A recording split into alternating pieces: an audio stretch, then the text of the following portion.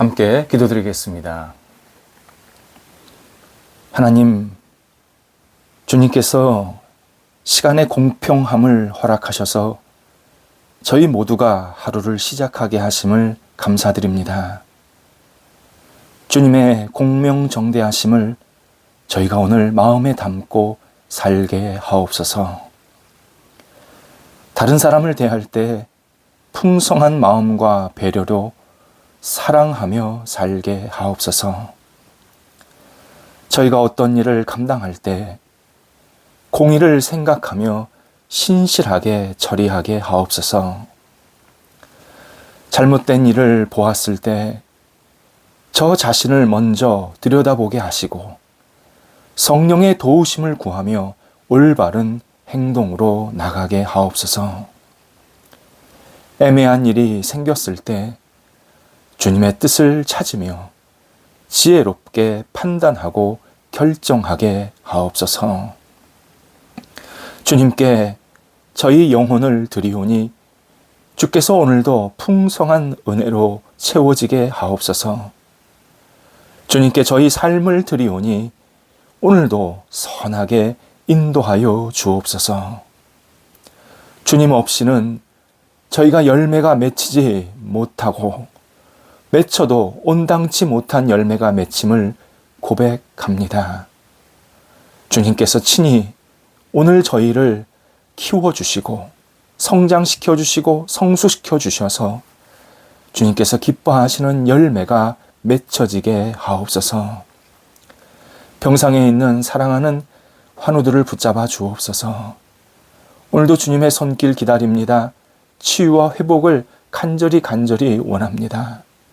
하늘의 신령한 은혜의 손길을 베푸셔서 우리 사랑하는 성도들이 다시 힘을 얻게 하시고 생명이 연장되게 해주셔서 오늘도 약물 그리고 치료 모든 재활훈련 과정 속에서 하나님의 섬세한 손길을 느끼며 주님 앞에 영광과 찬송을 돌려드리는 복이 있게 하옵소서.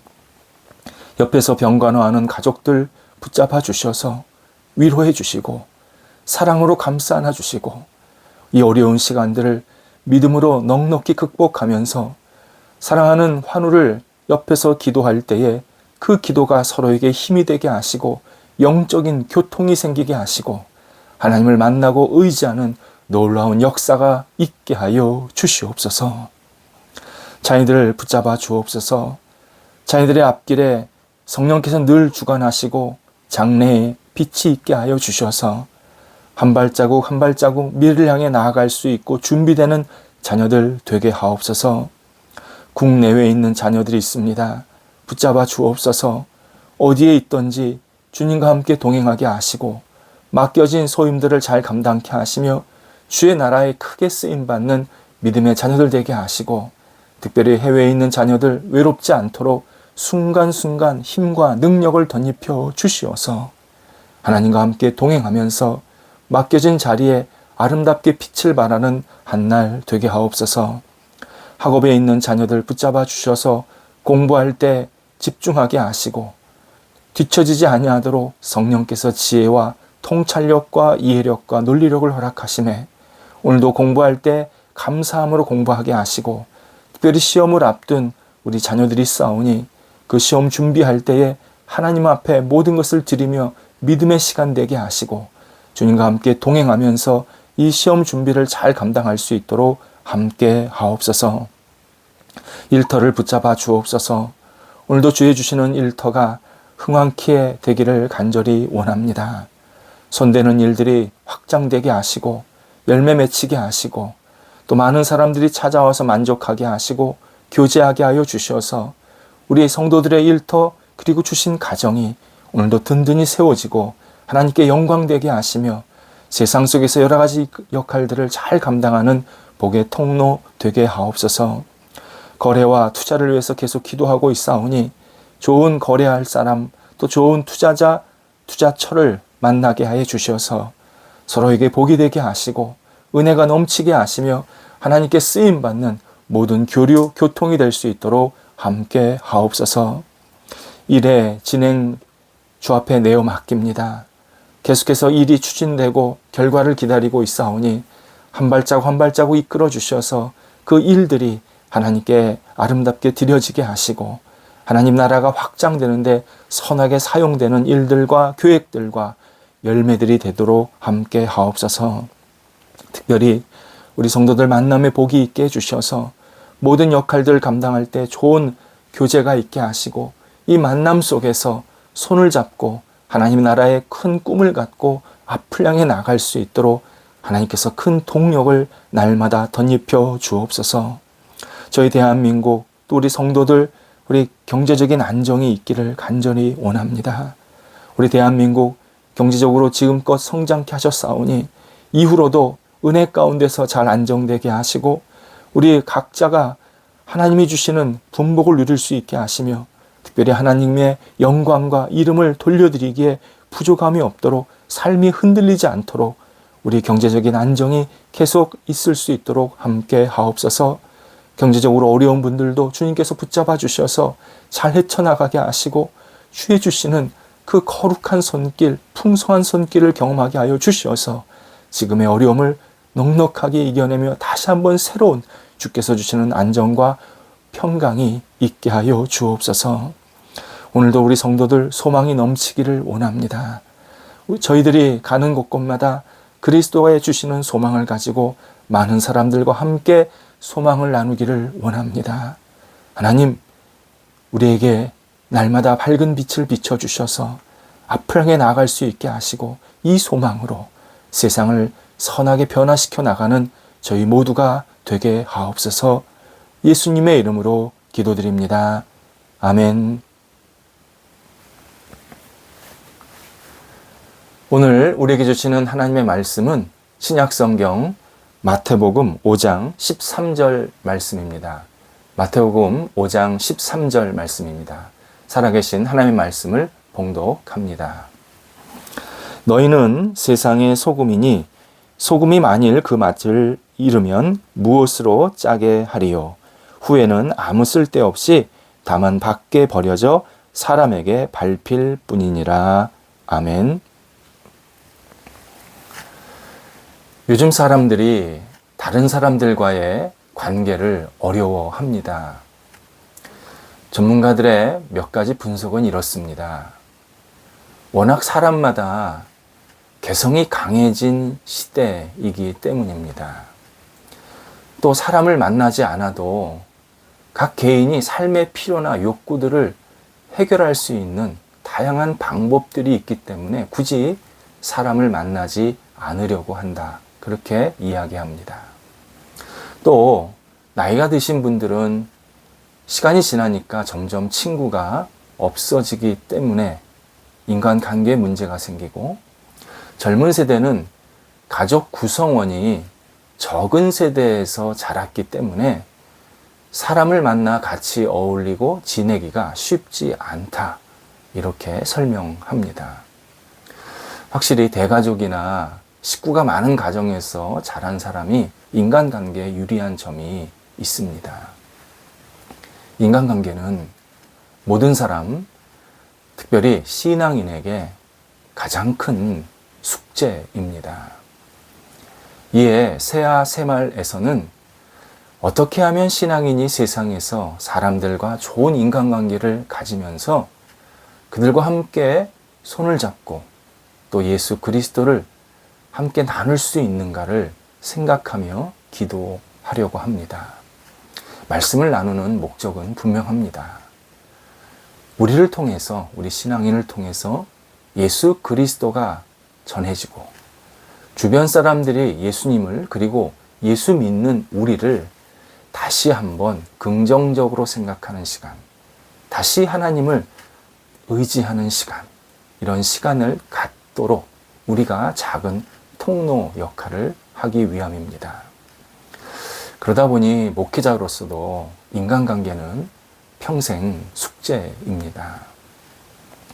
목회자는 하나님을 먼저 만나고 또 하나님을 정말 절대적으로 순종하는 마음으로 따르는 사람이지만 동시에 다양한 사람들을 만나는 직분이기도 합니다. 그래서 목회는 사실 사람 만나는 일입니다.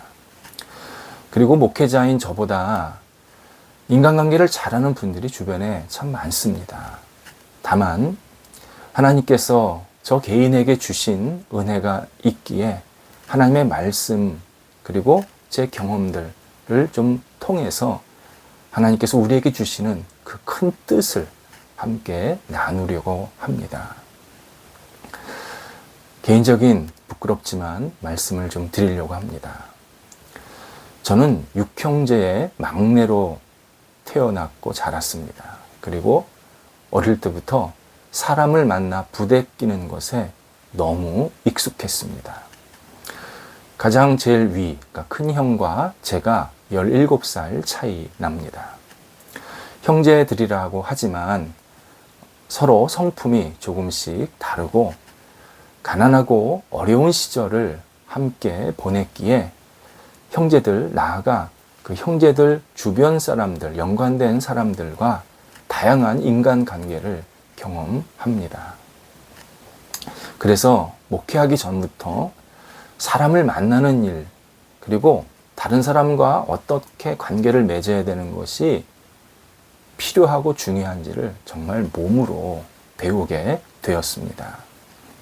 우스운 이야기지만 남자 형제만 6이다 보니까 어릴 때부터 군대 문화를 알게 되었습니다. 이에 실제로 제가 군 입대해서 군 생활을 할 때는 너무 적응을 잘해서 중대장이 저보다 1살 많았습니다. 제가 군을 좀 늦게 대학원을 다니다가 갔기 때문에 좀 이렇게 나이 든 축에 속했는데 중대장이 저보다 1살 많았습니다. 그 중대장이 저한테 웃으면서 동생, 나 따라서 우리 군대 말뚝박자 이렇게 재미난 이야기를 제게 하기도 했습니다. MBTI에서는 인간관계를 잘하는 사람을 성품으로는 E, 곧 그 외향적 성격을 가진 사람, 그리고 S 성격, 곧 감각적 또는 현실적 성격을 가진 사람이 잘 한다고, 인간관계를 잘한다고 설명을 합니다. 하지만 인간관계를 잘하는 사람이 이처럼 어릴 때부터 식구가 많아야 하고 태생적으로 사람과 잘 어울리는 그러한 성품이어야 한다면 이것은 인간관계를 잘하는 사람이 정해져 있다라는 뜻입니다. 이것은 성경이 우리에게 알려주시는 진실과 다릅니다. 성경은 신앙인은 모든 사람과 잘 어울릴 수 있고 어울려야 한다고 말씀하십니다.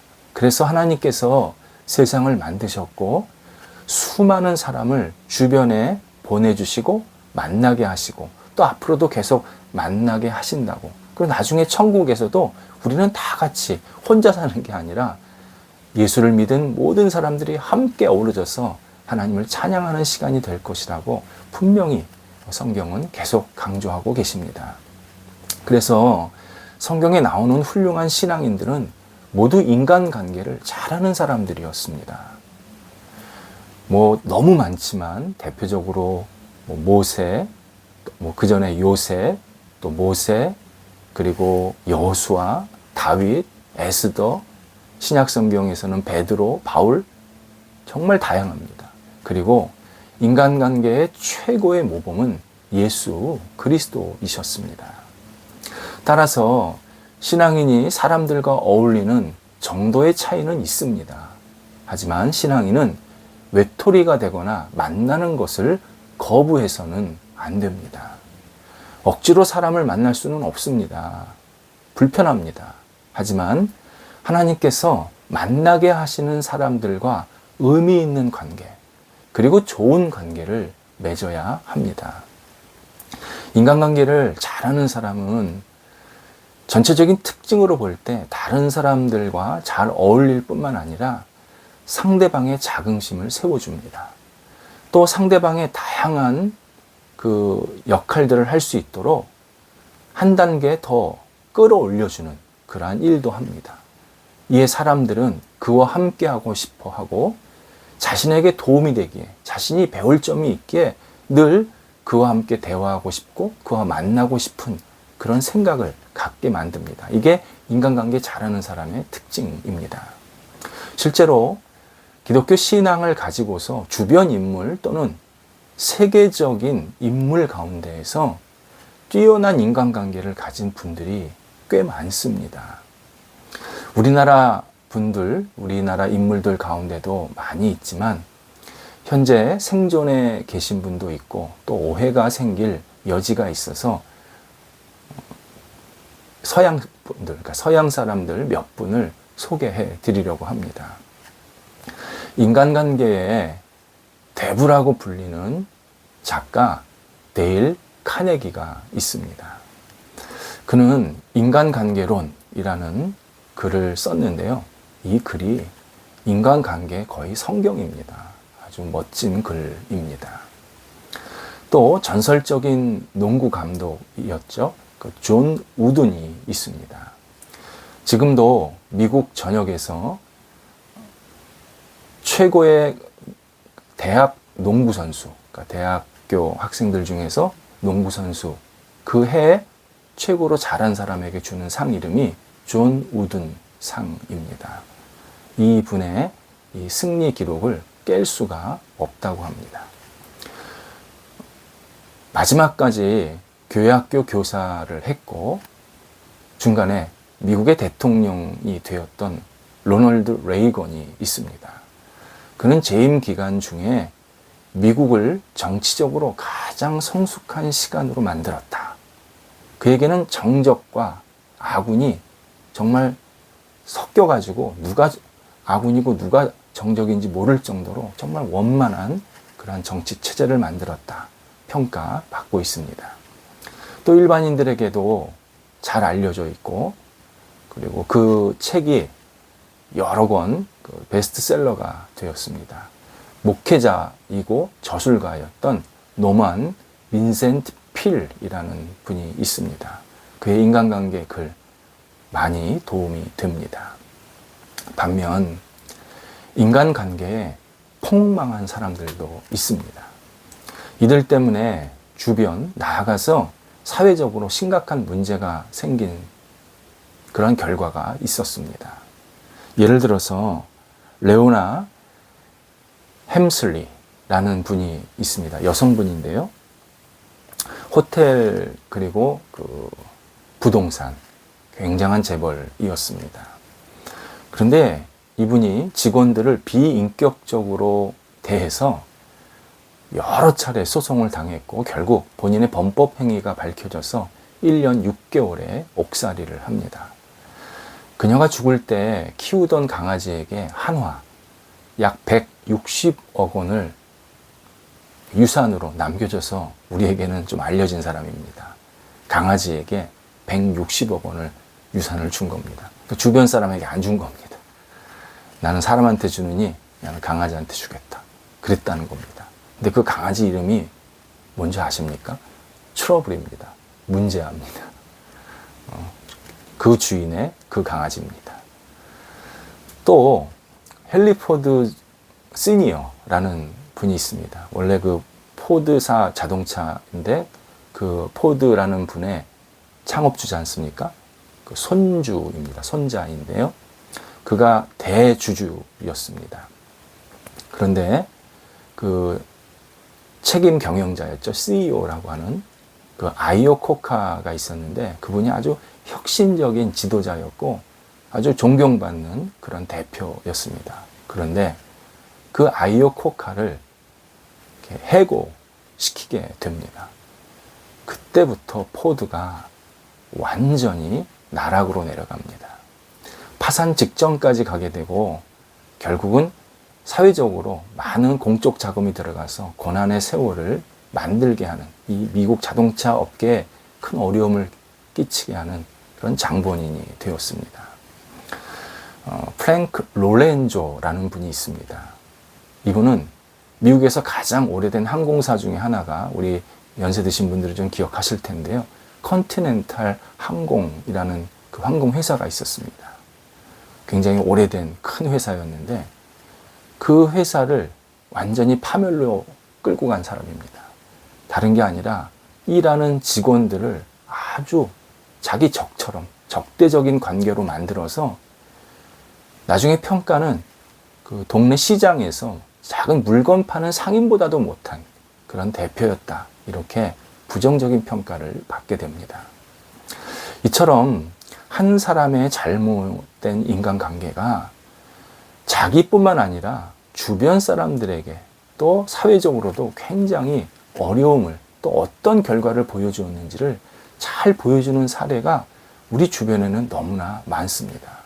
특별히 공동체가 크면 클수록 내 역할이 사회적으로 또는 가정적으로 중요하면 중요할수록 인간관계의 영향력도 굉장히 큽니다. 이를 오늘 본문에서 예수님께서 우리가 세상의 소금이라고 말씀하시는 겁니다. 예수님은 두 가지를 지금 강조하고 계십니다. 하나는 소금은 반드시 음식 안에 들어가야 하고 녹아야 합니다. 소금이 아무리 바깥에 많이 쌓여 있어도 소용없습니다. 음식이 안으로 소금이 들어가야 된다. 그것이 소금의 역할이다. 또 하나는 소금은 짠맛이 나야 합니다. 그걸 강조하십니다. 소금을 넣었는데 단맛이 났다. 그 소금의 가치가 없다는 겁니다. 또는 맛이 전혀 안 난다. 그럼 소금 넣을 필요가 없는 겁니다. 그래서 예수님께서는 소금이 소금으로서의 역할을 하지 못하면 사람들에게 버림을 받는다. 짓밟히면 된다. 짓밟힘을 받는다. 이렇게 말씀하십니다. 바로 이 소금, 이것이 신앙인의 인간관계입니다. 우리가 인간관계를 잘하면 정말 맛있게 음식을 만들 수 있고 인간관계를 만들 수 있는데 인간관계를 제대로 못하면 아무 맛도 안 나서 사람들한테 밟히고 버림을 당한다. 이렇게 말씀을 하십니다. 우리가 그리스도의 이름으로 어떻게 사람들과 좋은 관계를 맺느냐에 따라서 우리 주변에 복음이 어떨 때는 외면당하기도 하고 어떨 때는 복음을 잘 받아들여서 복음이 확장되는 역할도 감당할 수 있습니다. 오늘 우리는 만나는 사람들에게 소금의 맛을 내는 하루가 되어야 합니다. 인간관계, 다시 한번 우리를 스스로 돌아보면서 나를 통해서 내 주변 사람들에게 아름다운 맛, 좋은 맛을 내는 인간관계가 일어날 때 하나님께서 우리를 통해서 예수 그리스도의 은총과 사랑이 점점 확장되게 만드십니다. 오늘 우리가 그런 기대감을 갖고 시작하는 하루가 되어야 합니다. 기도하겠습니다. 하나님, 저희들에게 사람을 만나게 하시고 사람을 대하게 하시고 사람과 함께 관계를 맺을 수 있도록 기회해 주셔서 감사합니다. 저희들에게 주신 모든 사람들을 그리스도의 마음으로 대하게 하시고 그래서 예수님을 아름답게 전하고 또 함께 어우러져서 하나님 나라에 크게 쓰임받는 저희가 될 수 있도록 인도하여 주옵소서. 오늘 시작부터 마무리까지 하나님께서 만나게 하시는 사람들과 아름다운 관계가 이어지게 하옵소서. 예수님의 이름으로 기도드립니다. 아멘.